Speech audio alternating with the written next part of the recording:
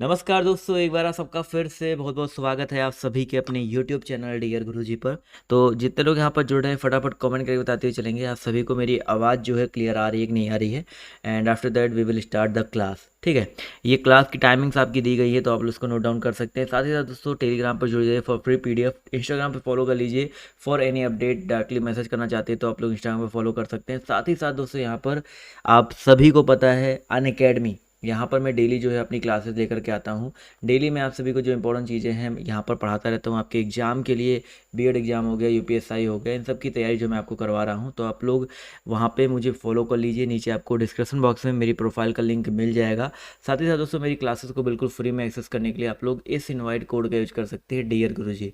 इस invite code की मदद से आप लोग मेरी क्लासेस को बिल्कुल फ्री में एक्सेस कर सकते हो।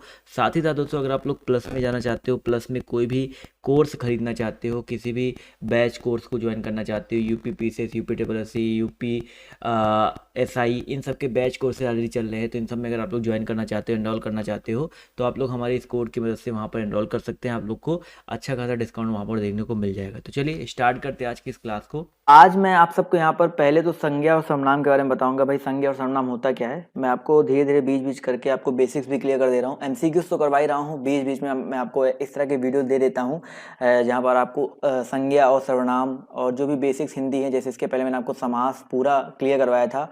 समास के पहले मैंने आपको और भी बहुत सारी चीज़ें क्लियर करवाई थी। अब संज्ञा और सर्वनाम इसके बाद जो क्लासेस आएंगी वो हो सकता है क्रिया विशेषण, या आप लोग कमेंट करके बता दीजिएगा कि आपको किस टॉपिक पर वीडियो चाहिए, तो वहाँ पर आपको देखने को मिलेगा।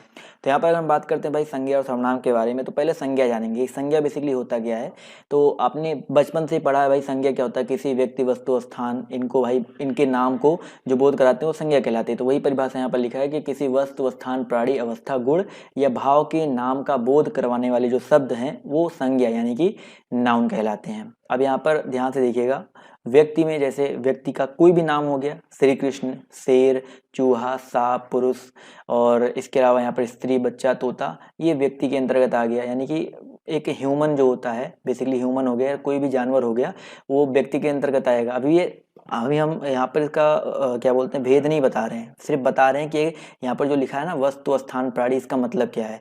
इसी तरह अगर हम बात करते हैं वस्तु के बारे में, तो वस्तु में आपका पुस्तक हो गया, पेन हो गया, कुर्सी हो गया, मेज हो गया। यानी कि आसपास आपको जो चीज़ें दिखाई पड़ रही है ना, चाहे आप खुद को देख रहे हो, चाहे आप किसी इंसान को देख रहे हो, किसी जानवर को देख रहे हो, कोई चीज़ देख रहे हो, वो सारी की सारी चीज़ें संज्ञा ही होती है। जैसे स्थान में आपने भारत नाम भी है ना, तो नाम भी, तो साथ ही साथ कोई नाम पढ़ रहे हो, किसी का नाम हो गया या किसी देश का नाम हो गया, भारत, मुंबई, कोलकाता, राजधानी, नगर, ग्राम, ये सारी की सारी चीज़ें संज्ञाएं होती हैं। इसी तरह एक होता है भाव। भाव में बहुत लोग कंफ्यूज रहते हैं। भाव क्या होता है बेसिकली, जैसे कोई भाव, बुढ़ापा एक भाव है, मिठास, कोई चीज़ मीठी लग रही है वो एक भाव है, सुझाव, गर्मी, सर्दी, लंबाई, चौड़ाई, सौंदर्य, माधुर्य, ये सब बेसिकली आपके संज्ञा के ही अंतर्गत आते हैं। क्लियर है। अब बात कर लेते हैं भाई संज्ञा को इन्हीं आधार पर कई भागों में बांटा गया है, लेकिन अभी ये जो चीज़ें दी गई हैं पहले जान लेते हैं इनके कुछ उदाहरण जान लेते हैं। संज्ञा कुछ उदाहरणों से समझ लेते हैं कि संज्ञा के इन उदाहरणों में से जैसे कुछ ऐसे नाम होते हैं जो किसी विशेष व्यक्ति, वस्तु अथवा स्थान आदि का बोध कराते हैं। यानी कि कुछ ऐसे नाम होते हैं जो किसी विशेष व्यक्ति का या वस्तु का या अथवा स्थान का बोध कराते हैं। जैसे श्री कृष्ण किसी विशेष व्यक्ति की बोध करवाई जा रही है, बुद्ध किसी विशेष व्यक्ति के बारे में बताया जा रहा है, गांधी किसी विशेष व्यक्ति का नाम बताया जा रहा है। इसके अलावा यहाँ पर भारत किसी स्थान के बारे में बताया जा रहा है। तो यहाँ पर ये कुछ ऐसे नाम होते हैं जो किसी विशेष व्यक्ति, वस्तु अथवा स्थान का बोध कराते हैं। इसी तरह यहाँ पर दिया गया है कुछ ऐसे नाम हैं जो केवल साधारण जाति का बोध कराते हैं। साधारण जाति का बोध कराते हैं इन द सेंस, जैसे पुस्तक एक जाति का बोध कराता है कि पुस्तक आपका कुछ भी हो सकता है। मेरे पास एक पुस्तक पड़ी हुई है, एक पुस्तक हिंदी की है, एक पुस्तक इंग्लिश की है, तो इंग्लिश की भी वो पुस्तक ही बोलोगे, हिंदी वालों को भी पुस्तक ही बोलोगे। ऐसे नगर या ग्राम है, तो भाई नगर, भाई गोसाईगंज नगर है। इसके अलावा आपका बहुत सारे ऐसे नगर हो सकते हैं। ग्राम की बात करते हैं तो गाँव, ग्राम तो हर जितने भी ग्राम है उनके आगे ग्राम तो लगाओगे ना, तो ये आपके एक जाति का, केवल साधारण जाति का बोध करा रहे हैं। जैसे कि आप ऐसे अगर लैंग्वेज में समझो, साधारण लैंग्वेज समझो कि जैसे किसी की कास्ट है। अब भाई मान लो एक कास्ट लेते हैं गुप्ता, तो गुप्ता कास्ट का मतलब क्या हो जाता है कि भाई कोई दीपक गुप्ता होगा, कोई मृत्युंजय गुप्ता होगा, कोई अलका गुप्ता होगा, तो ऐसे अलग अलग नाम होंगे। तो ये कुछ आपके क्या हो गए, गुप्ता हो गया। समझ में आ गया ना। इसी तरह अगर हम बात करते हैं ऑप्शन नंबर सी के बारे में, कुछ ऐसे नाम जो ऐसे भावों का बोध कराते हैं जिनका अनुभव इंद्रियों द्वारा ही हो सकते हैं। अब ये देखो, ये भावों का बोध कराते हैं। भाव की वाचक संज्ञा को पहचानने का सबसे अच्छा तरीका क्या है कि जिनको आप लोग छू करके या आप लोग उसको इंद्रियों, जो आपकी 5 इंद्रियां होती है ना, उनके माध्यम से आप लोग इसको पता कर सकते हो। जैसे आप लोग का आपका यहाँ पर मिठास है, सुगंधित है, चतुराई है, तो ये कुछ ऐसी संज्ञाएं होती हैं जिनके बेसिकली हम लोग उनका अनुभव अपनी इंद्रियों द्वारा ही कर सकते हैं। क्लियर है? तो देखते हैं अगले पॉइंट की तरफ बढ़ते हैं, कुछ संज्ञा के भेद के बारे में। अब ये जो हमने अभी तक आपको चीजें बताई, उसी आधार पर संज्ञा को इन भेदों में बांटा गया है, 5 भेदों में। कौन कौन सी भेद है भाई आपके? व्यक्तिवाचक संज्ञा, जातिवाचक संज्ञा, भाववाचक संज्ञा, समुदायवाचक संज्ञा और आपका द्रव्यवाचक संज्ञा। 5 तरह की संज्ञाएं होती हैं, व्यक्ति, जाति, भाव, समुदाय और द्रव्यवाचक संज्ञा। ये 5 तरह की संज्ञाएं होती हैं। अब यहाँ पर पहले कुछ इंपॉर्टेंट चीजें जान लेते हैं, उसके बाद हम लोग टॉपिक बाय टॉपिक, मतलब व्यक्ति, जाति, भाव सब कुछ पढ़ेंगे, सब कुछ टॉपिक बाय टॉपिक पढ़ेंगे। तो यहाँ पर देख लेते हैं ध्यान से। पहला है भाई, पहले कुछ इंपॉर्टेंट चीजें जान लीजिए। जैसे यहाँ पर व्यक्तिवाचक संज्ञा का जो प्रयोग है एक वचन के रूप में ही होता है। हमें संज्ञा की पहचान, देखो जो व्यक्तिवाचक संज्ञा होता है उसका प्रयोग हमेशा किस वचन में होगा? एक वचन में। यानी कि जब भी आपको कोई व्यक्तिवाचक दिखे, कोई भी आपका प्रॉपर नाउन दिखे, वहां पर हमेशा उनका प्रयोग किस में होगा भाई? एक वचन के रूप में ही होगा। क्लियर है? ऐसे यहाँ पर देखिए अगला पॉइंट क्या कह रहा है कि हमें संज्ञा की पहचान व्यवहार रूप देखकर करनी चाहिए। जैसे यहाँ पर एक वाक्य दिया गया, ध्यान देखिएगा। क्या कह रहा है कि स्वर्गीय श्री रूप नारायण वागले एक उच्च कोटि के चिकित्सक थे। यहाँ देखा जाए तो ये जो श्री रूप नारायण वागले है, इससे तात्पर्य है ये किसी व्यक्ति विशेष के बारे में बताया जा रहा है, एक व्यक्ति विशेष के बारे में बताया जा रहा है, तो ये व्यक्तिवाचक संज्ञा हो जाएगा। क्लियर है? इसके अलावा दूसरा सेकंड पढ़ो कि देहरादून में चिकित्सक सम्मेलन हुआ। अब यहाँ पर चिकित्सक की बात करते हैं, तो चिकित्सक जो शब्द है, ये चिकित्सक किसी जाति, मतलब चिकित्सक सम्मेलन हुआ, वहां पर जितने भी चिकित्सक होंगे सारे चिकित्सक ही तो होंगे, तो ये चिकित्सक जाति का बोध हो जाएगा। इसी तरह यहाँ पर देहरादून दिया गया, तो देहरादून देखा जाए तो एक विशेष व्यक्ति, यानी कि देहरादून अकेला है, कोई और देहरादून, मतलब पूरे इंडिया में एक ही तो देहरादून है ना, तो जो चीज सिंगल होती है वो भी आपका व्यक्तिवाचक के ये अंडर में आता है, तो ये आपका क्या हो जाएगा सर? व्यक्तिवाचक संज्ञा हो जाएगा। समझ में आ गया दोस्तों? चलिए, आई होप ये चीजें क्लियर होंगी आपको। अब आते हैं अगले पॉइंट की तरफ। तो अगला पॉइंट देखिए ध्यान से, यहाँ पर क्या कह रहा है? व्यक्तिवाचक संज्ञा परिभाषा जान लेते हैं। अब मैंने आपको व्यक्तिवाचक संज्ञा आपको बता दिया है क्या चीजें होती हैं। अब व्यक्तिवाचक संज्ञा की परिभाषा जान लीजिए। जैसे जिस संज्ञा शब्द से किसी व्यक्ति, किसी विशेष व्यक्ति, वस्तु अथवा स्थान का बोध हो, उसे व्यक्तिवाचक संज्ञा कहते हैं। मैं आपको पहले भी समझा चुका हूं कि व्यक्तिवाचक संज्ञा होता क्या है।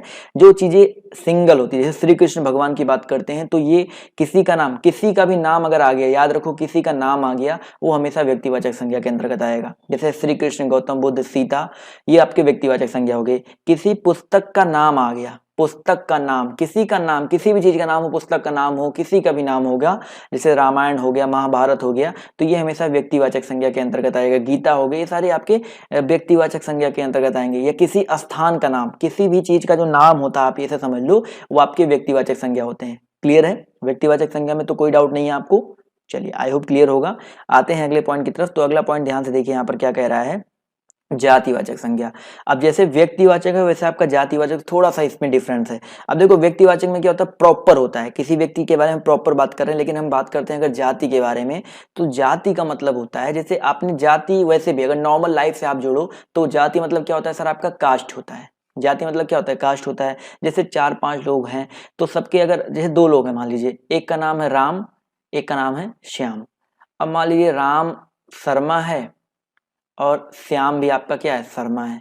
तो राम शर्मा, श्याम शर्मा, तो राम और श्याम की बात करते हैं, तो ये आपका क्या हो गया? व्यक्तिवाचक हो गया, एक व्यक्ति का बोध करा रहे हैं। लेकिन शर्मा, शर्मा तो दोनों में देखिए कॉमन है ना, तो शर्मा क्या हो जाएंगे? आपके जाति का बोध करा रहे हैं। यानी कि जिस संज्ञा शब्द से उसकी संपूर्ण जाति का बोध हो, उसे जातिवाचक संज्ञा कहते हैं।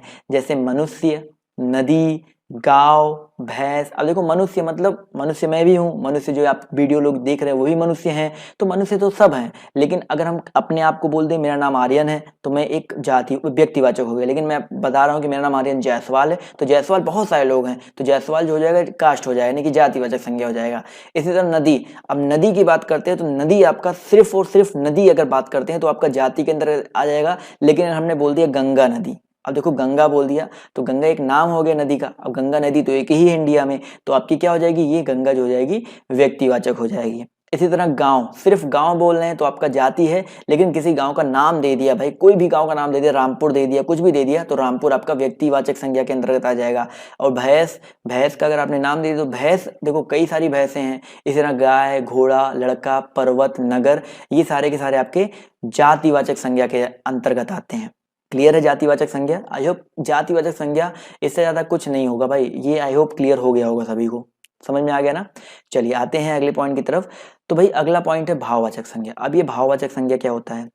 भाववाचक संज्ञा की अगर हम बात करते हैं तो परिभाषा समझो, मैंने अभी आपको बताया था व्यक्ति, जाति, भाव क्या होता है। तो भाववाचक संज्ञा की अगर हम बात करते हैं तो आपका ये जिस संज्ञा शब्द से पदार्थों के अवस्था, गुण, दोष, धर्म आदि का बोध हो, उसे हम लोग क्या बोलते हैं दोस्तों?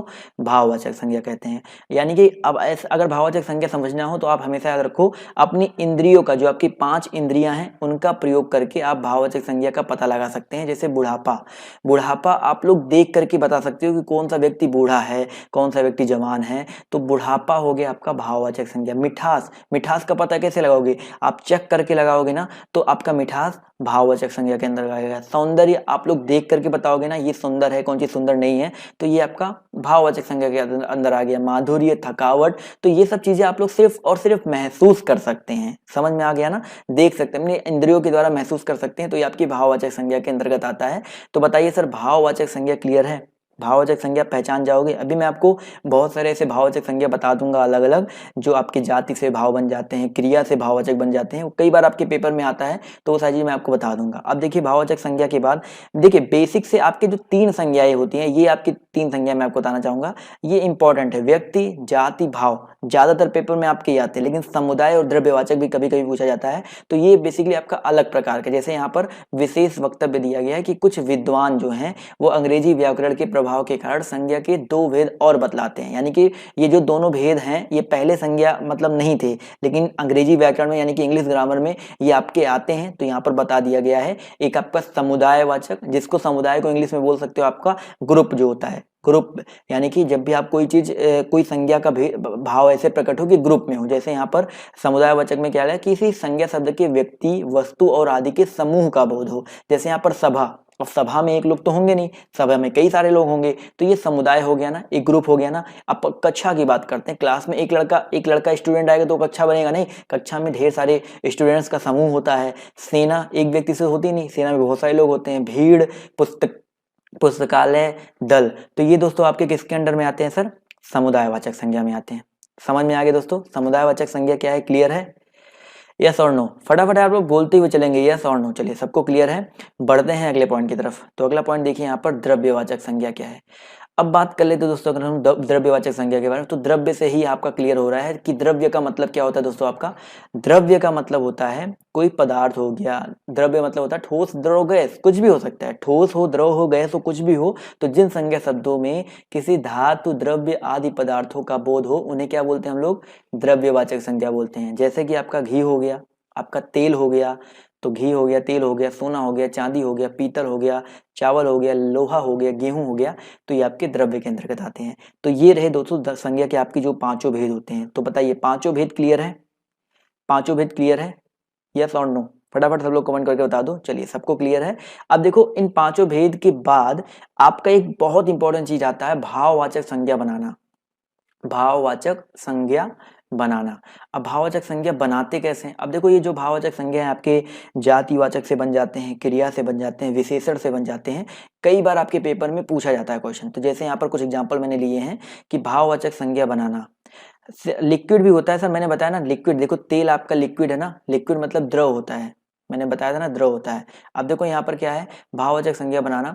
अब भाववाचक संज्ञा देखिए 4 प्रकार के शब्दों से बनती हैं। एक आपका जातिवाचक संज्ञा से बन जाता है, सर्वनाम से भी आपका भाववाचक संज्ञा बनता है, विशेषण से भी आपका भाववाचक संज्ञा बन जाता है, और आपका यहाँ पर भैया क्रिया से भी भाववाचक संज्ञा बन जाता है। जैसे यहाँ पर जातिवाचक संज्ञा से पहले हम जान लेते हैं कि जातिवाचक संज्ञा से भाववाचक कैसे बनता है। जैसे आदमी से आदमियत है, क्या है भाई, आदमी से आदमियत है, तो अगर आदमी की बात कर रहे हैं तो ये आपका जातिवाचक के अंतर्गत आएगा। तो आदमियत की बात कर लें तो ये वर्ड याद रखिएगा, आदमियत जो वर्ड है वो आपका भाववाचक के अंतर्गत आएगा।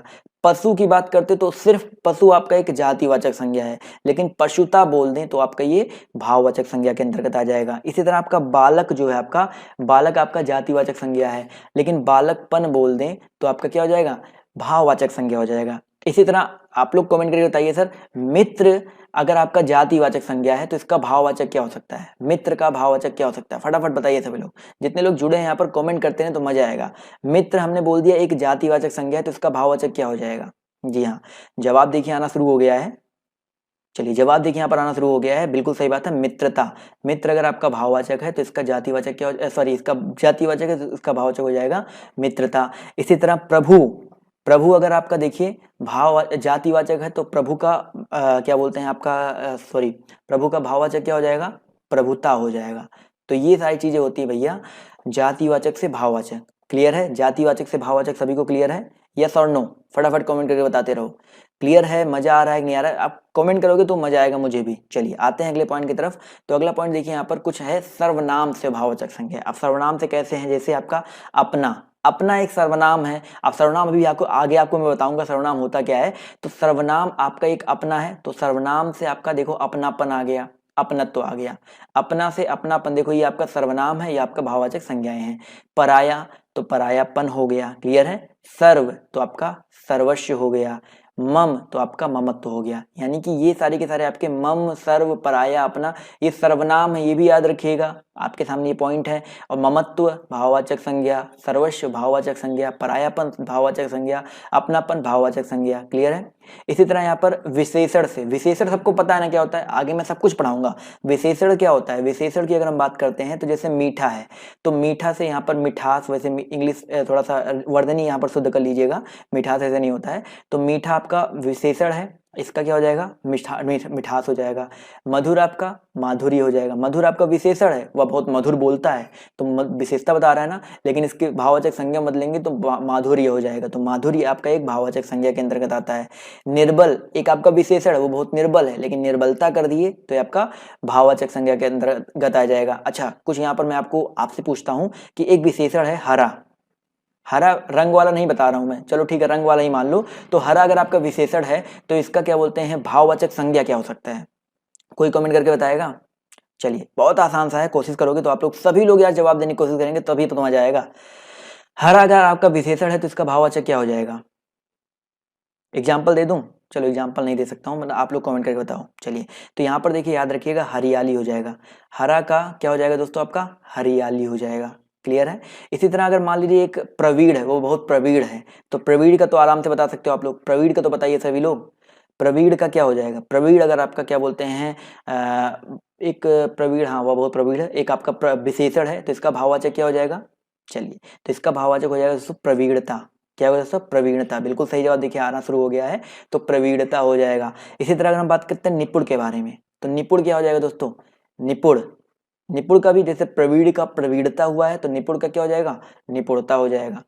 क्लियर है दोस्तों, समझ में आ गया ना, बिल्कुल सही बात है, सबके जवाब यहाँ पर बिल्कुल करेक्ट आए हैं। तो ये तो भाई सर्वनाम से हो गए, विशेषण से हो गए, और आपके भाववाचक सॉरी जातिवाचक से भाववाचक हो गए। अब एक बच रहा आपका क्रिया से, क्रिया से भी जान लेते हैं। तो अगर हम बात करते हैं भैया क्रिया के बारे में, तो क्रिया से जो आपकी भाववाचक संज्ञाएं हैं वो कौन कौन सी, जैसे खेलना, खेलना एक क्रिया है ना, तो खेलना से बना है खेल, खेलना से क्या बना है दोस्तों, आपका खेल बना है, तो ये आपका क्रिया से बनने वाली भाववाचक संज्ञा होगी। लिखना एक क्रिया है ना, तो लिखना से लेख बना है, तो ये सब चीज याद रखिए। खेल अगर आपके सामने आ जाए तो ये भाववाचक क्रिया संज्ञा है।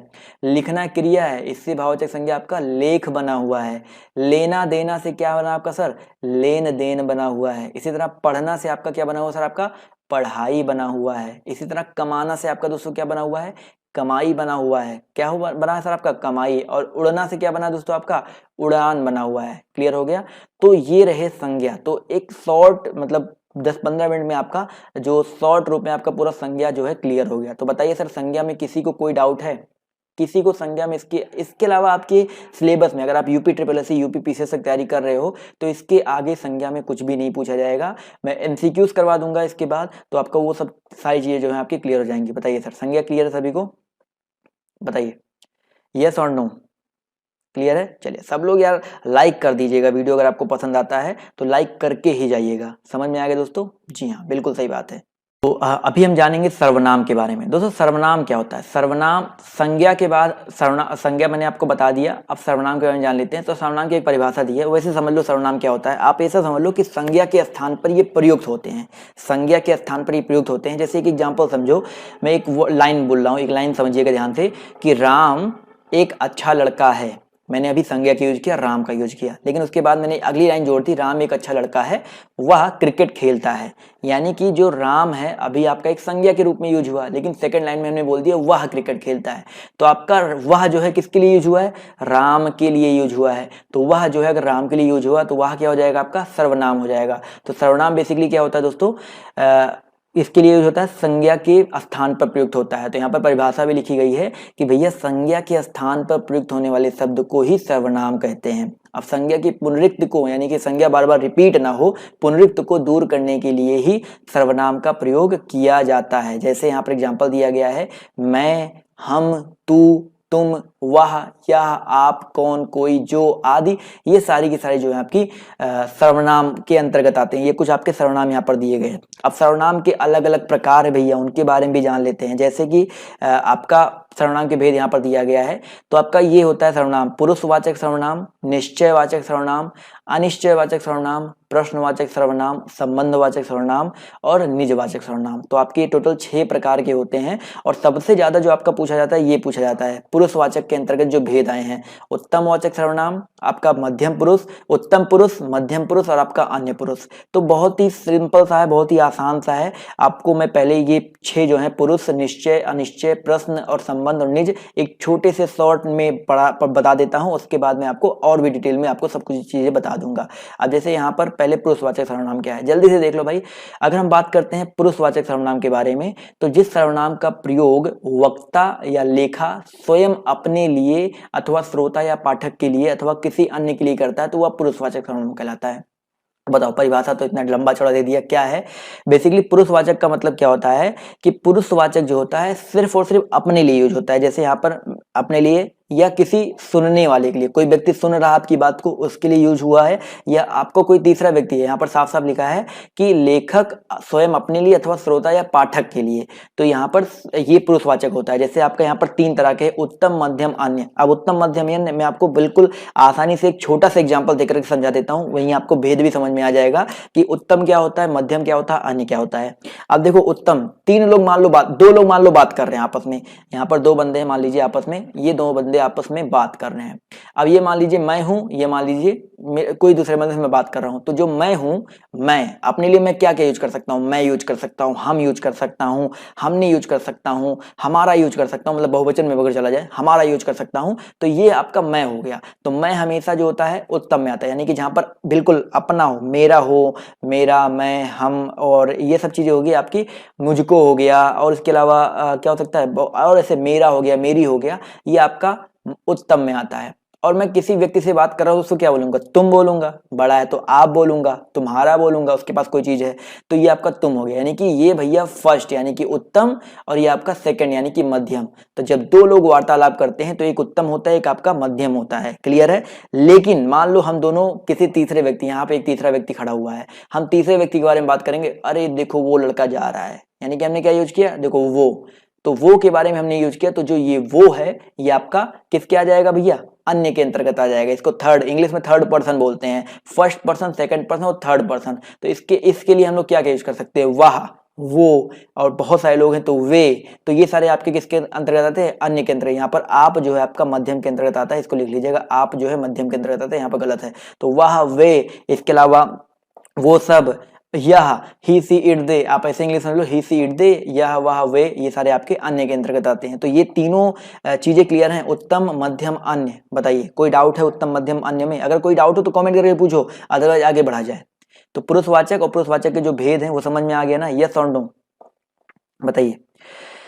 चलिए समझ में आ गया होगा, बहुत अच्छी बात है। आते हैं अगले पॉइंट की तरफ। तो अगला पॉइंट यहाँ पर देखो, निश्चयवाचक। अब निश्चयवाचक सर्वनाम देखो बोलने से ही पता चल रहा है निश्चय, जो चीज निश्चित होती है। तो जो सर्वनाम किसी व्यक्ति वस्तु आदि की ओर निश्चय पूर्वक संकेत करते हैं वो आपके निश्चयवाचक सर्वनाम कहलाते हैं। जैसे कि आपका यह जा रहा है, यथा यह जा रहा है, तो यहाँ पर एग्जाम्पल क्या है, यह जा रहा है, तो यहाँ पर निश्चित हो गया यह जा रहा है, तो आपका ये निश्चयवाचक सर्वनाम के अंतर्गत आ जाएगा।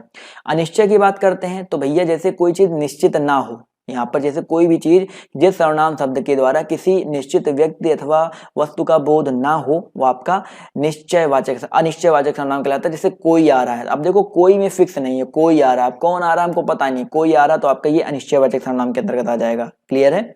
इसी तरह अगर हम बात करते हैं संबंधवाचक सर्वनाम के बारे में, तो संबंधवाचक सर्वनाम क्या होता है कि परस्पर एक दूसरी बात का संबंध बतलाने के लिए जिन सर्वनामों का प्रयोग होता है उन्हें हम लोग क्या कहते हैं, संबंधवाचक सर्वनाम कहते हैं। परस्पर एक दूसरी बात का संबंध बतलाने के लिए जिस सर्वनाम का प्रयोग होता है उन्हें हम लोग क्या कहते हैं, संबंधवाचक सर्वनाम कहते हैं। जैसे जैसा करोगे वैसा भरोगे, यानी कि देखा जाए तो एक वाक्य का संबंध दूसरी वाक्य से है, एक बात का संबंध दूसरी बात से है, तो आपका ये क्या हो गया, संबंध। जो आपका यहाँ पर जैसा और वैसा है ये आपका किसके अंदर में आ जाएगा सर, संबंध के अंतर्गत आ जाएगा। तो 4 ये हो गए, 2 और बचे उनको भी जान लेते हैं फटाफट। तो आपके कौन कौन से भैया, प्रश्नवाचक सर्वनाम की परिभाषा क्या है, प्रश्नवाचक यानी कि जहां पर कुछ प्रश्न आ जाए, जैसे जो सर्वनाम संज्ञा शब्दों के स्थान पर तो आते हैं किंतु वाक्य को प्रश्नवाचक भी बनाते हैं, वे आपके प्रश्नवाचक सर्वनाम कहलाते हैं। जैसे क्या, कौन आदि, यानी कि ये वाक्य को क्या बना दिए, एक प्रश्नवाचक बना दिए, तो आपका ये क्या हो जाएगा सर, प्रश्नवाचक सर्वनाम हो जाएगा। ये तो बहुत आसान था।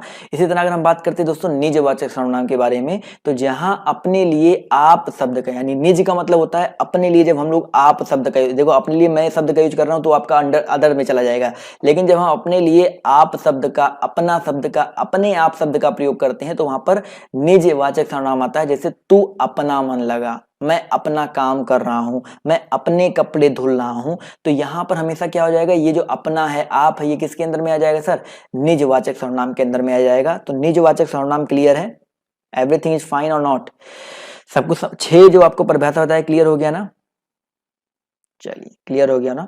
अब यहाँ पर एक बहुत छोटी सी चीज है वो भी जान लेते हैं, उसके बाद हम लोग बढ़ेंगे आगे की तरफ। बहुत छोटी सी चीज है कि सर्वनाम शब्दों का विशेष प्रयोग, यहाँ पर क्या लिखा है ध्यान समझ लीजिएगा, आप, वे, ये, हम, तुम शब्द जो होते हैं बहुवचन के रूप में होते हैं, किंतु आदर प्रकट करने के लिए इनका प्रयोग एक व्यक्ति के लिए भी होता है। यानी कि आपने सोचा है कि जो आप है, ये आप क्या है, आपका एक बहुवचन है, ये, वे, हम, तुम, ये सारे आपके हमेशा बहुवचन में होते हैं, लेकिन अगर आदर व्यक्त करना भाई आप क्या कर रहे हो, तो यानी कि ये आपका बहुवचन एक व्यक्ति के लिए भी यूज हो गया। आप शब्द स्वयं के अर्थ में भी प्रयुक्त होता है। जो आप शब्द है या आप अपने लिए यूज कर सकते हो कि मैं अपना काम अपने आप करूं, अपना काम अपने आप करता हूं, मैं अपना काम अपने आप करता हूं, तो ये आप मैंने देखिए अपने स्वयं के अर्थ में भी प्रयुक्त कर लिया।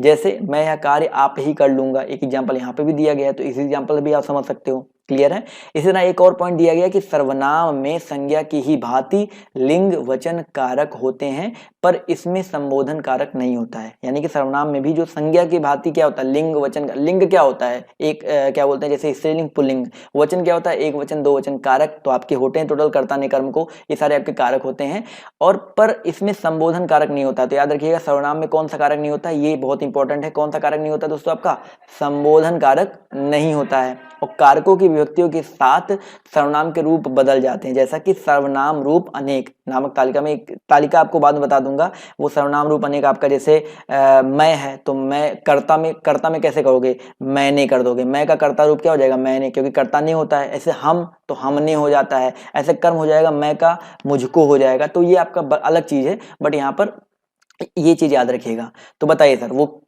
तालिका अगर आप कहोगे तो मैं कभी आपको तालिका भी अच्छे से समझा दूंगा, बट वो ज्यादा इंपॉर्टेंट नहीं है, वो सभी लोग को पता होता है। तो इतनी चीज बताइए, आपको समझ में आ गई। तो संज्ञा और सर्वनाम बताइए, किसी को कोई डाउट है, संज्ञा और सर्वनाम, इसके बाद कोई डाउट है, मैं आपको एमसीक्यूज करवा दूंगा तो इसके बाद कोई डाउट नहीं होगा। क्लियर है। चलिए, तो इसी को इस मतलब जो परिभाषा वाला सेशन है इसको यहीं पर समाप्त करते हैं।